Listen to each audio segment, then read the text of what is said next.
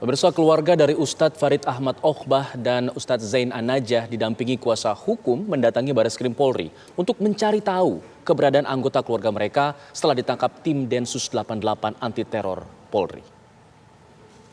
Pihak keluarga menilai penangkapan ketiganya telah melanggar hak asasi manusia. Ismar Syafruddin, kuasa hukum dari keluarga Farid Oqbah, Zain dan juga Najah dan juga Zain An-Najah dan juga Anung Al-Hamad menjelaskan sejak penangkapan dilakukan pihaknya tidak mendapatkan akses untuk mendampingi ketiga kliennya. Menurut Ismar, pendampingan hukum merupakan hak individu yang harus diberikan oleh penegak hukum. Selain ke Bareskrim Polri, kuasa hukum dari para tersangka kasus tindak pidana terorisme kelompok Jemaah Islamiyah yang ditangkap di Kota Bekasi pada Selasa 16 November ini juga bermaksud untuk mendatangi Komnas HAM. Kok sampai sekarang ini belum ada kepastian di mana mereka, bagaimana, apalagi beliau sekarang sudah tersangka ya, kalau nggak salah. Kok bisa jadi tersangka kita belum dampingin? Padahal hak tersangka itu sangat harus, wajib, ya kan? Nah ini yang menjadi keprihatinan kami. Makanya kami kalau bisa kami bertemu dengan Kapolri ataukah minimal dengan Pak Kabareskrim yang membawahi tentang penyidikan. Makanya kami apapun akan kami tempuh.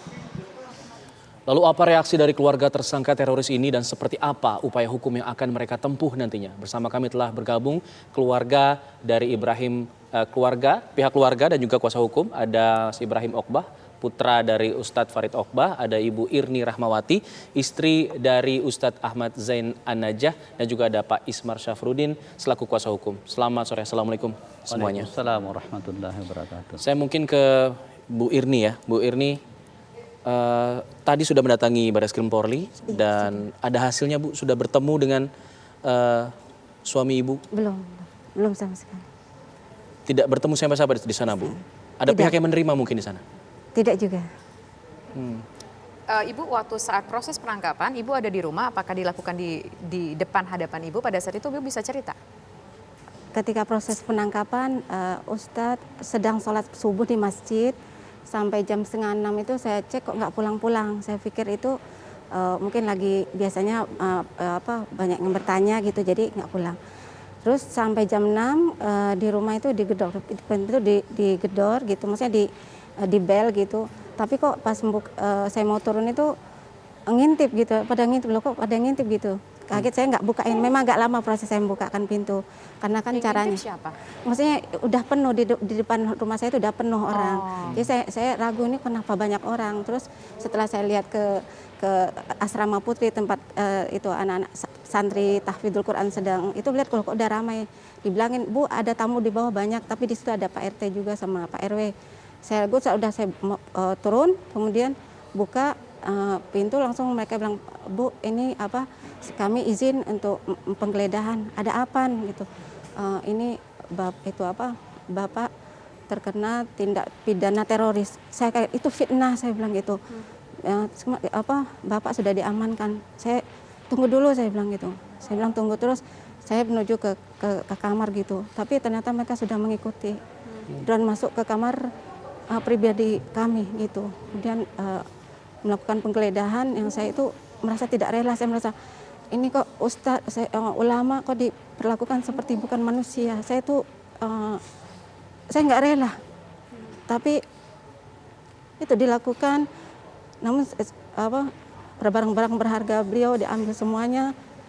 Pokoknya kamar itu pokoknya kan kamar privasi. Udah digeledah semuanya. Waktu itu apa aja yang dibawa Ibu? Apakah ketika dalam proses penggeledahan itu Ibu juga berada di dalam kamar? Ibu sempat berbincang mungkin dengan pihak yang menggeledah. Apa yang mungkin Ibu sampaikan dan jawaban mereka seperti apa, Bu Irni? Karena ini dibawa kemana? Dikembalikan nggak? Ini dikembalikan nanti kalau tidak bersalah. Kenapa harus diambil? Ini kan saya ngambilnya tuh HP tidak, ini punya suami kan diambil juga. Semua ada laptop, ada semuanya diambil yang barang-barang berharga beliau, karena sehari-harian beliau tuh menulis, membaca, yaitu kemudian ya ceramah, mengajar, ya subhanallah. Saya lihat beliau juga orang yang lembut, orang yang jauh sekali dari tuduhan. Bagi saya itu sangat keji tuduhan teroris itu, karena beliau tuh orangnya lembut, kalaupun kan seandainya beliau itu membaca buku kemudian mendapatkan satu ilmu, ya, beliau begitu bahagia seperti lebih dari mendapatkan uang kalau beliau mendapatkan, karena beliau tuh cinta ilmu, suka membaca. Rasanya jauh dari tuduhan tindak kekerasan teroris itu sangat keji bagi saya. Tuduhannya tidak berdasar, Tidak pihak berdasar. keluarga menilai seperti itu ya? Iya, Baik. karena saya tahu keseharian beliau itu menulis, membaca, ceramah, memberikan nasihat, memberikan bimbingan sama umat, perhatian sama semuanya, Masya Allah. Itu jauh sekali dari Pada saat itu di rumah hanya ada ibu atau juga mungkin ya, ada yang pas itu anak-anak? kebetulan ada saya, terus anak-anak kan lagi ada nggak berada di rumah, maksudnya di kamar masing-masing. Tapi ada, karena nggak dibukakan pintu, jadi yang mereka bawa tuh santri. Jadi santri yang suruh bukain pintu. Umi buka gitu. Akhirnya baru saya buka. Memang proses buka itu agak lama. Baik, saya ingin beralih ke Mas Ibrahim dulu selaku anak kelima ya dari Ustadz Okbah begitu ya. Pada saat penangkapan, Mas Ibrahim melihat? Saat penangkapan saya tidak berada di lokasi karena posisi penangkapannya di masjid. Setelah pulang dari sholat subuh, langsung ditangkap dan tidak ada pemberitahuan kepada keluarga sampai sekarang. Bahkan sampai sekarang ini saya tidak mengetahui di mana kondisinya, di mana keadaannya dan bagaimana kondisinya. Sampai saat ini kami keluarga tidak mengetahui. Ada penggeledahan yang dilakukan seperti yang disampaikan oleh Ibu Irni di rumah Pak Okbah? Benar, setelah Ustadz Farid ditangkap, datang 3 mobil sekitar 15 orang mencoba masuk dan menggeledah.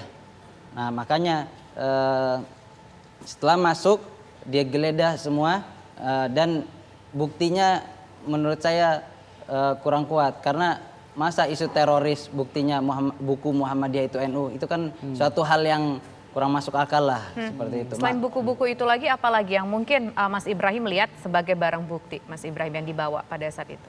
Saat itu tidak ada yang dibawa selain buku dan peta rumah Bukit Swiss, itu saja. Ada surat penggeledahan yang mereka bawa dan tunjukkan? Ada surat penggeledahan. Ada surat penggeledahan, akan tetapi surat tersebut tidak bisa kita ambil, langsung dibawa kembali. Pak Ismar, tadi sudah mendatangi Barreskrim tapi tidak ada hasil. Apa kemudian langkah selanjutnya ini dari pihak keluarga dan juga kuasa hukum? Ya, setidaknya mungkin apa yang kami lakukan bagian dari usaha kami sebagai masyarakat kecil, memperlihatkan kepada masyarakat lain, masyarakat luas bahwa usaha kami secara maksimal setelah kami tempuh. Kan kemarin dari pihak kepolisian menyatakan bahwa kan mereka belum pernah datang ke Mabes Polri. Kan di pemberitaan kan beliau juga sudah menyampaikan seperti itu. Hari ini kami ke Mabes Polri berusaha untuk menemui Kabar Eskrim. Ya. Tapi di sana kami tidak dilayani. Disuruh untuk langsung ke gedung Densus 88. Sampai kami di area gedung Densus 88, diproses di situ, hanya ada keluar bahwa Densus 88 lagi kosong, nggak ada orangnya pada pergi. Nah, pihak penjaga juga di sini menyampaikan bahwa biasanya itu 7 hari ditaruh di satu tempat, ya. Itu. Terus kemudian kami mencoba untuk menemui Penmas, dalam hal ini Pak Kombes Ramadan, karena beliau sempat kemarin dialog di TV One. Kita pikirkan beliau menjanjikan bahwa akan memberikan secara maksimal hak-hak daripada tersangka. Betul. Tapi yang kami dapatkan sampai saat ini belum ada. Jangankan memberikan pendampingan, mengetahui kondisi beliau di mana. Itu aja kami tidak diberikan pemberitahuan sama sekali. Nah ini kan betul-betul merupakan suatu tindakan saya pikir yang terlalu berlebihan, ya. Kemudian proses penangkapannya, beliau ini kan ada public figure, ya, ulama. Beliau itu ulama internasional loh. Ustadz Farid itu berapa kali mewakili dai internasional Indonesia untuk pertemuan dai-dai internasional. Banyak saksi kita bisa hadirkan. Berapa kali ke Qatar, berapa kali ke Arab Saudi, ya, mewakili dai Indonesia. Kemudian beliau juga dalam kesehariannya itu adalah berceramah, memberikan pemahaman, meluruskan akidah umat Yang ada di kepalanya bagaimana Islam ini bisa maju. Sangat janggal begitu berarti ya menilainya. Baik. begitu ya. Baik. Dan yang terakhir mungkin saya tambahkan sedikit. Dan beliau kan baru-baru ini diterima oleh Bapak Presiden Iya, iya. Republik Indonesia belum setahun yang lalu, ya sudah COVID kayaknya mendampingi Ustadz Osama Hisham, diterima dengan baik oleh Presiden, menasihati Presiden, nasihatnya luar biasa, ya kan? Salam Mas Ibrahim ada mau ditambahkan sedikit? Saya ingin menambahkan bahwasanya sejak saya kecil hingga saat ini saya tidak pernah dimarahin walaupun sekalipun. Sampai saat ini. Apakah seperti itu, akhlak seperti itu yang dikatakan sebagai teroris?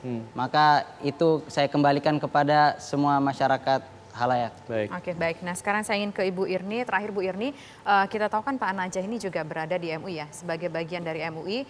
Aktivitasnya seperti apa yang Ibu ketahui di dalam MUI?